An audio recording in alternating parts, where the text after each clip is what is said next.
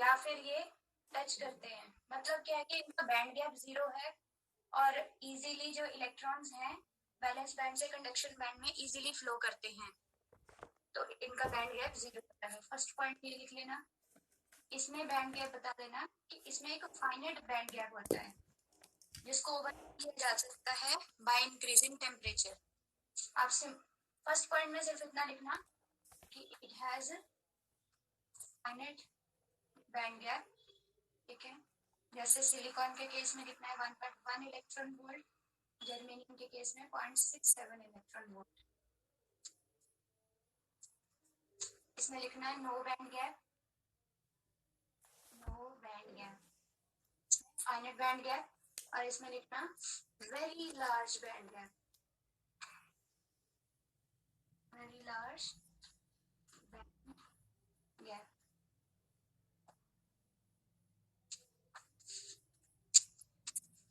इस केस में भी जो डायग्राम बनाओगे थोड़ा सा लार्ज शो कर देना है इसको, ईजी वेरी लार्ज। हाँ जी, ये क्वेश्चन आएगा, शॉर्ट में आ जाता है, ये पार्ट्स में आते हैं ना, ये भी पार्ट्स। इसका एक्चुअली आता है distinguish between metal semiconductor insulator on the basis of band theory. ठीक है, तो पहले थोड़ा सा ये पॉइंट्स लिख लो, फिर आगे एक एक्सप्रेशन आएगा वो लिखवाऊंगी जो हमने स्टार्ट कर लिया था एक क्लास में और पूरा नहीं किया था, वो करवाऊंगी। फर्स्ट लिख लिया, साथ साथ में लिखते जाना, कोई नोट्स नहीं मिलेंगे इसके क्योंकि ये जनरल डिस्कशन है और जो क्वेश्चन होगा उसके मैं नोट्स दे दूंगी, बट ये जो पॉइंट्स हैं ये तो खुद से बनाने पड़ेंगे ना हमें। फर्स्ट पॉइंट लिख लिया, मेटल के केस में no band gap, finite band gap, और इधर लार्ज बैंड गैप।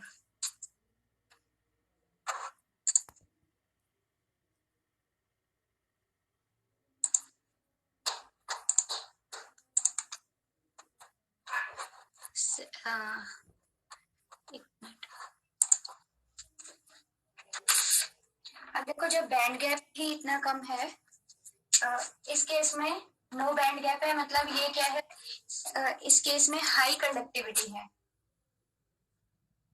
ये हाईली कंडक्टिव है, high conductivity in case of metals.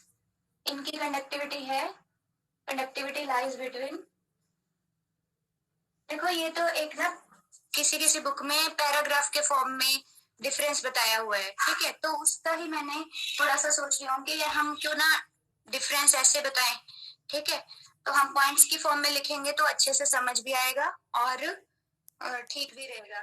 तो किसी कुछ नोट्स हैं जिनमें पैराग्राफ फॉर्म में भी लिखा हुआ है, तो कोई फर्क नहीं है, आपको जस्ट मीनिंग क्लियर होना चाहिए कि हम करके दें। कंडक्टिविटी लाइज बिटवीन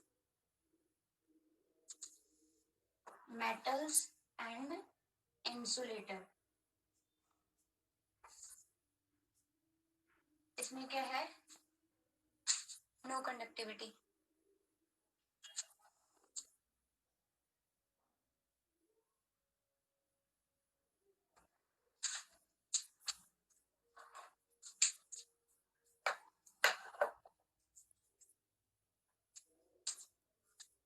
इस केस में क्या होता है कि electrons are only charge carriers. Metals के केस में जो मेटल्स में फ्री इलेक्ट्रॉन्स होते हैं चार्ज कैरियर्स, ठीक है, electrons are the only charge carriers जिनकी वजह से कंडक्टिविटी होती है। और इसमें क्या होता है, कोई बताएगा सेमीकंडक्टर में कौन कौन से चार्ज कैरियर्स होते हैं? मैम होल्स और इलेक्ट्रॉन। Electrons and holes.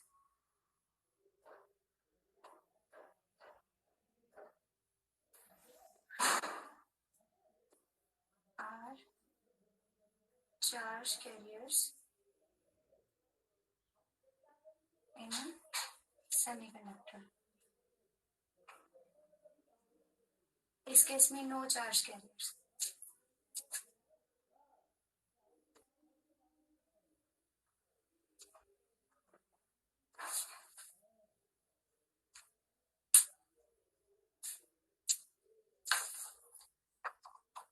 लिख लोगे तो बता देना, मैं इरेज कर दूंगी।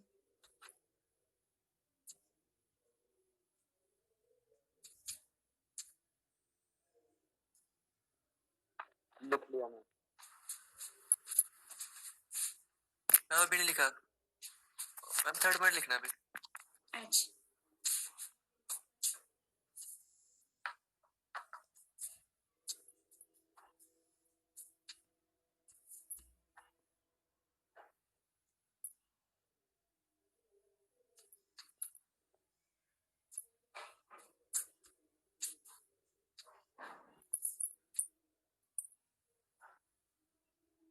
ये कुछ कुछ कॉमन पॉइंट्स हैं, आपको 6-7 पॉइंट्स में से 2-3 पॉइंट भी याद रह जाएंगे तो भी बहुत है। उसके बेस पर हमने एक ही बात को अलग अलग लफ्जों में बोल रहे हैं। देखो, पहले बोला बैंड गैप कम है, तो बैंड गैप कम होगा तो ऑब्वियसली हाई कंडक्टिविटी होगी, और कंडक्टिविटी किस वजह से? इलेक्ट्रॉन्स और होल्स की वजह से है। तो बैंड गैप इसमें फाइनाइट बताया, कंडक्टिविटी जो है इन दोनों के बीच में होगी, और charge carriers electrons and holes हैं। इसमें जब बैंड गैप, इंसुलेटर के केस में जब बैंड गैप ही इतना ज्यादा है तो इलेक्ट्रॉन्स कैसे मतलब कोई इसमें ट्रांजिशन होगी ही नहीं, तो इसमें नो कंडक्टिविटी, ना तो कोई चार्ज कैरियर्स हैं, जैसे वुड हो गया, प्लास्टिक हो गया, इंसुलेटर्स हैं वो, ठीक है, तो कोई कंडक्टिविटी नहीं है। हो गया? यस मैम, यस मैम, लिख लिया।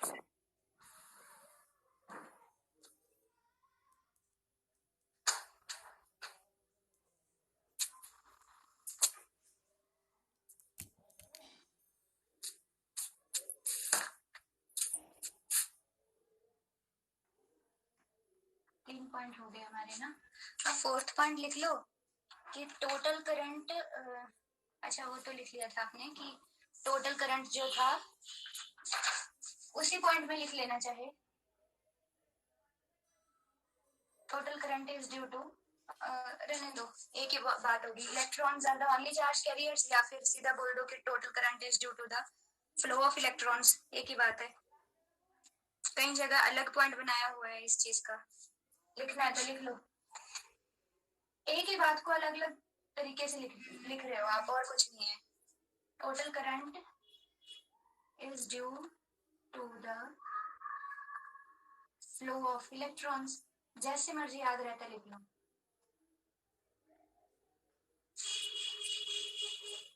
Current flow is due to the total current is due to the flow of electrons and holes। इसमें क्योंकि हमने बताना था कि इसमें नो करंट फ्लो हो रहा है, तो इसलिए फोर्थ पॉइंट बना दिया, नो करंट फ्लो।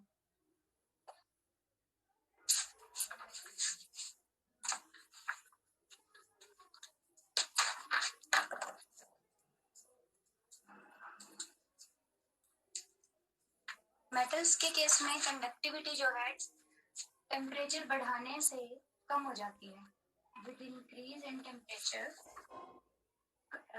सीधे लिखो conductivity decrease with temperature.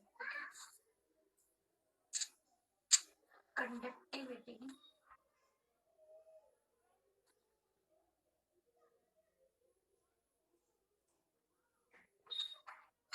decreases with temperature। इसमें कंडक्टिविटी क्या होगी? Increases with temperature, conductivity increases with temperature. इसमें कोई फर्क ही नहीं पड़ेगा, इंसुलेटर के केस में नो इफेक्ट ऑफ टेम्परेचर।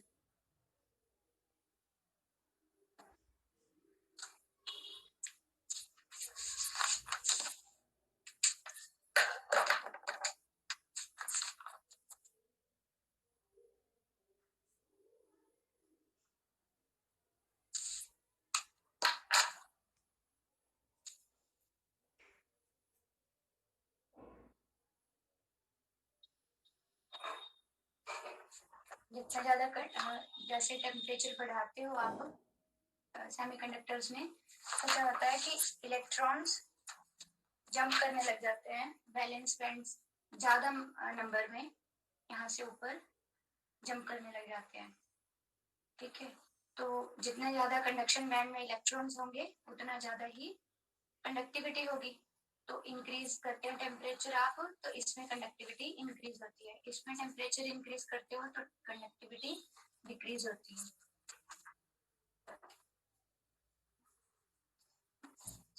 एक ही पॉइंट्स को घुमा फिरा के जब कंडक्टिविटी भी लिख दिया, आगे आप रेजिस्टिविटी का भी एक पॉइंट और ऐड कर सकते हो। चलो पहले तो एग्जांपल लिख लो इसकी, एग्जांपल का भी एक पॉइंट बन सकता है। मेटल की एग्जांपल दो कोई, आयरन हो गया है ना, आयरन, कॉपर। कॉपर, ठीक है। कॉपर का सिंबल क्या होता है? कोबाल्ट तो सी हो गया है ना, CU। है ना। कॉपर का और इन सेमीकंडक्टर की एग्जांपल दो। Silicon, germanium. और insulator, wood, plastic. Chlorine. Very good, rubber.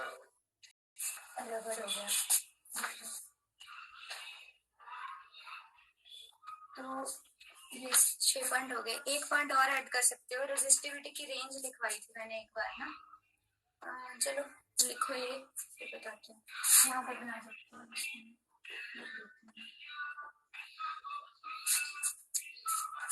यहाँ एक और पॉइंट बनाओ। रेजिस्टिविटी की रेंज लिखवाई थी एक बार मैंने आपको।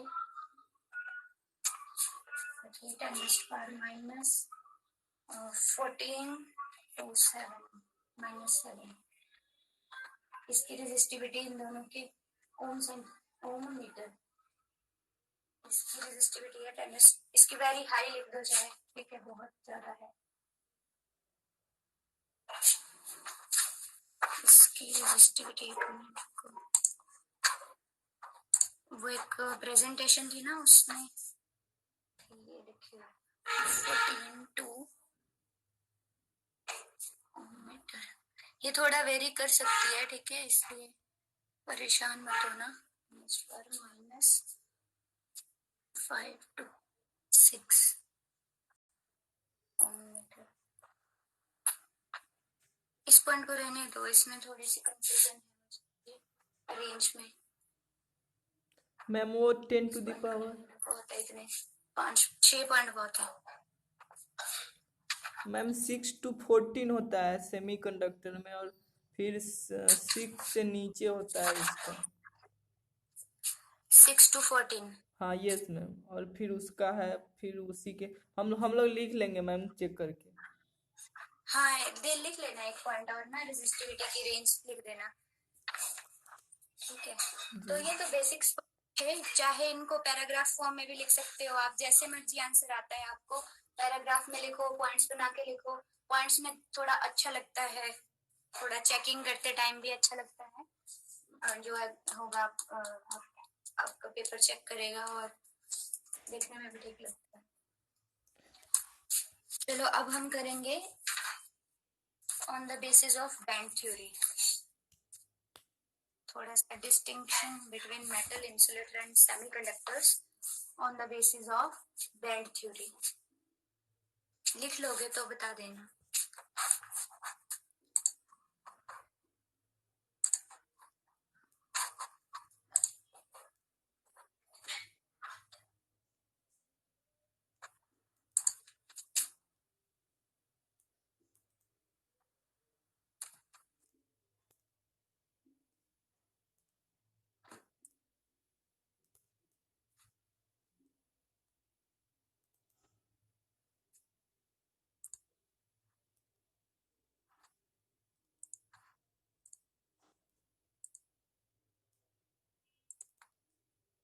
लिख लिया? Yes ma'am.